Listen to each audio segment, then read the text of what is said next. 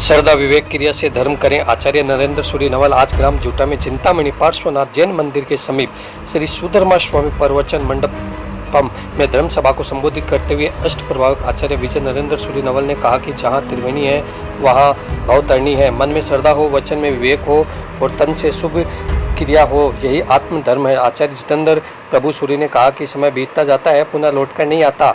प्रमाण और उन्माद छोड़कर धर्म का अवश्य पालन करें। मुनिराज श्री प्रसन्न विजय ने संबोधित कर कहा कि अध्यात्म मार्ग में आनंद है, उस परम आनंद को प्राप्त करने के लिए तप जप जरूर करें। नंदी मुनि ने नवकार महामंत्र का जाप करवाया। कल से श्री भक्तमार महास्रोत पर सुबह 9:30 बजे से प्रवचन होंगे। इस धर्म सभा में गणपत राज बोरा, मुकुंद राज बोरा, नवरत्नमल गाडिया, संपत राज चोपड़ा, राम लक्ष्मण आचलिया, गौतम मुत्ता, अशोक मुत्ता, विजयराज बोरा व अन्य स्थानीय निवासी व प्रवासी अनुयायी काफी संख्या में मौजूद रहे।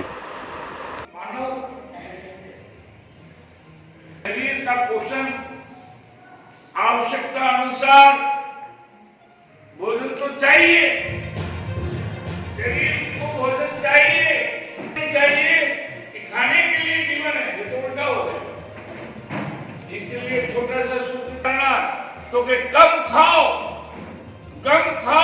और फिर बाद में कम जाओ। 3 बात आई जाए ना तो कल्याण हो जाए,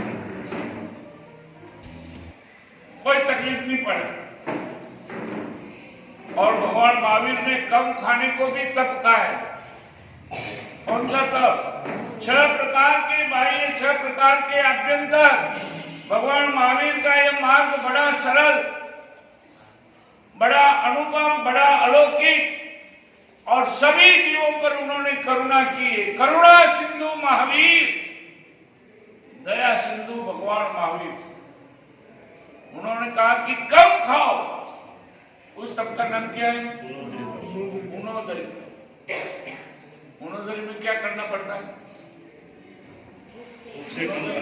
भूख से कम खाना।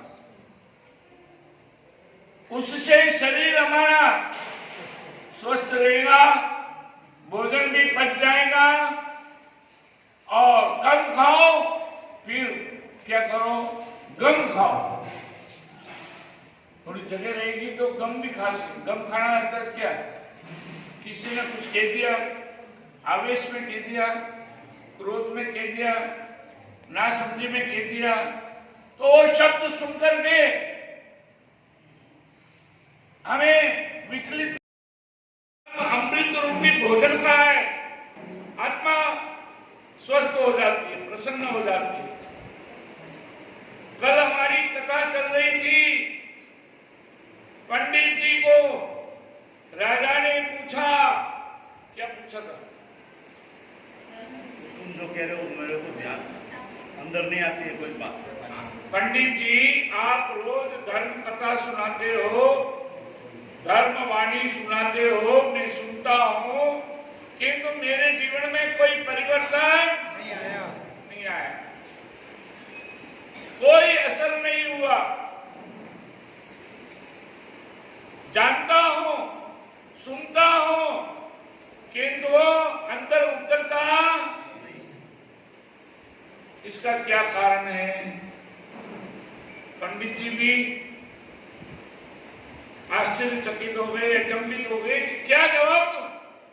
घर गए, पुत्र ने पूछा, पिता ने कहा, पुत्र ने कहा इसका समाधान मैं कर दूंगा। कभी कभी कहते हैं कि जो काम बल से नहीं होता वो कल से हो जाता है। जहां बल काम नहीं देता है वहां बुद्धि काम कर जाती है। पुत्र ने कहा कि आप पिताजी फिक्र मत करो, चिंता छोड़ो, सुख से जियो। सुख से जीना हो तो क्या करना पड़ेगा? चिंता छोड़ो और सुख से जियो।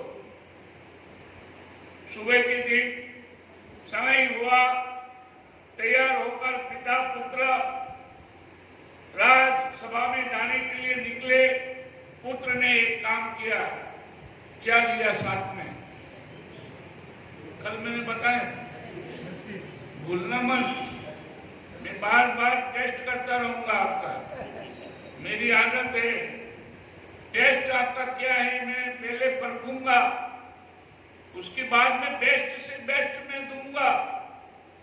जो वेस्ट हो वो एक तरफ रखना, बेस्ट हो वो ले लेना, किंतु टेस्ट तो जरूर करना ही पड़ेगा। आपको भी खाने का टेस्ट क्या मजे से लेते हैं, खाने के बाद में भी गुणगान गाते हैं, आहा मजा आएगी, मसालेदार रसदार रसवती भोजन। तो इसे ज्ञान के भी मजे लेना, वो खाने का मजा क्षणिक है, ज्ञान का आनंद स्थिर है।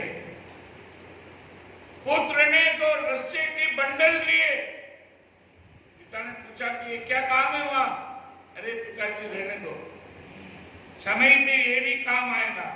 कभी सुई काम आती है, कभी तलवार काम आता है। किसी को भी छोटा